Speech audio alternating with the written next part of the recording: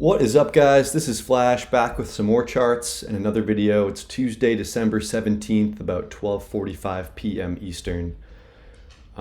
Agenda for today, I want to run through ticker MSTU, which I'll use kind of as a proxy for MSTR, MicroStrategy. So MSTU is the 2x long daily target ETF. So if MSTR goes up 2% in one day, this has a target of going up 4% in one day, and vice versa.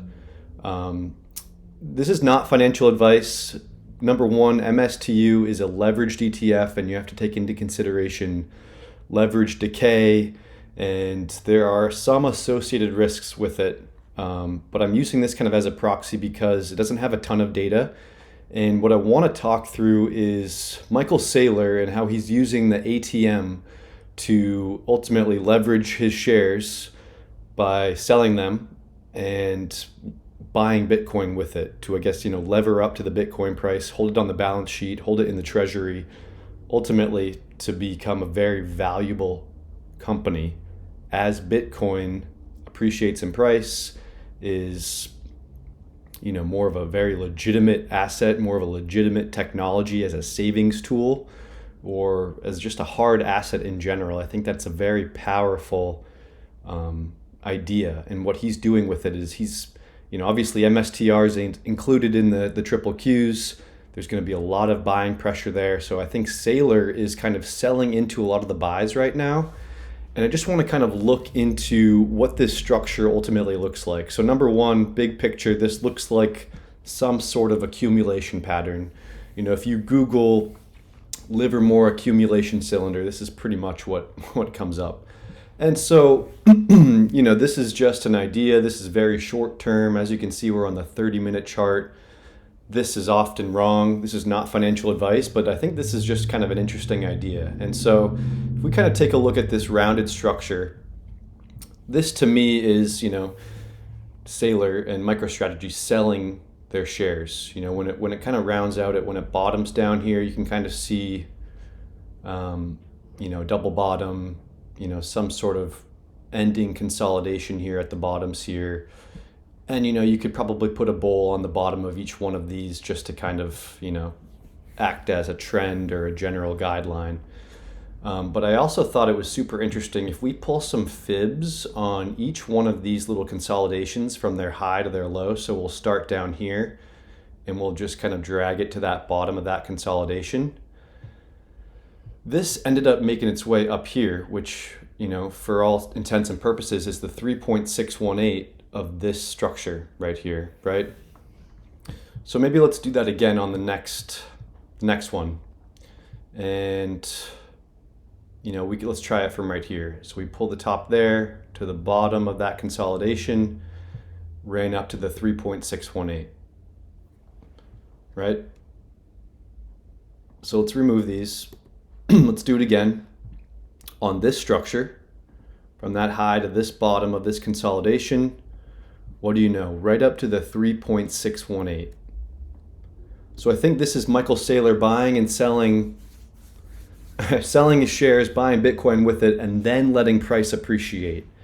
So I think this recent consolidation is more or less the same thing. I mean, I think that's a good principle to look at, until this isn't the case, right? But for right now, we're still inside this trend line, in this cylinder.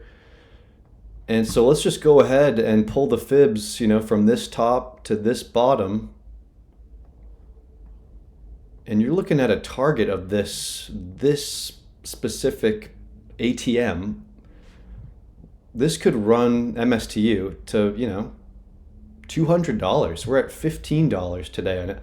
And we just did a reverse stock split. So there's more shares, because I'm thinking maybe someone in the know knows that this thing can do this again to the 3.618.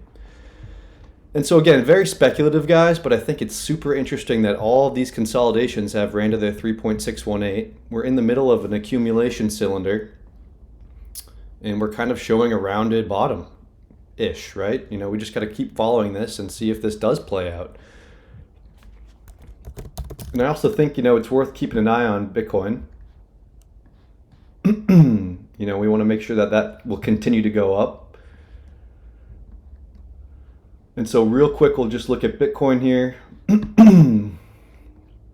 I mean, just on the weekly, it looks incredible. But if we go into the 12-hour,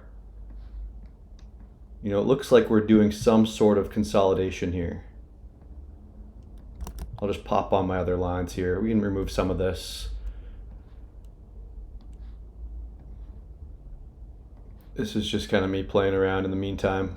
But here's some channels, you know, we can maybe take a look at. I would say that that looks like vertical accumulation. We're in a bull run. And again, just if we want to do some icing on the cake, we'll go on the daily.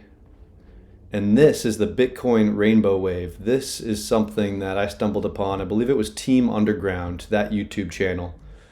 I kind of got to back up so that it captures all the data. And so this pretty much is the 4-year cycle at play with Bitcoin.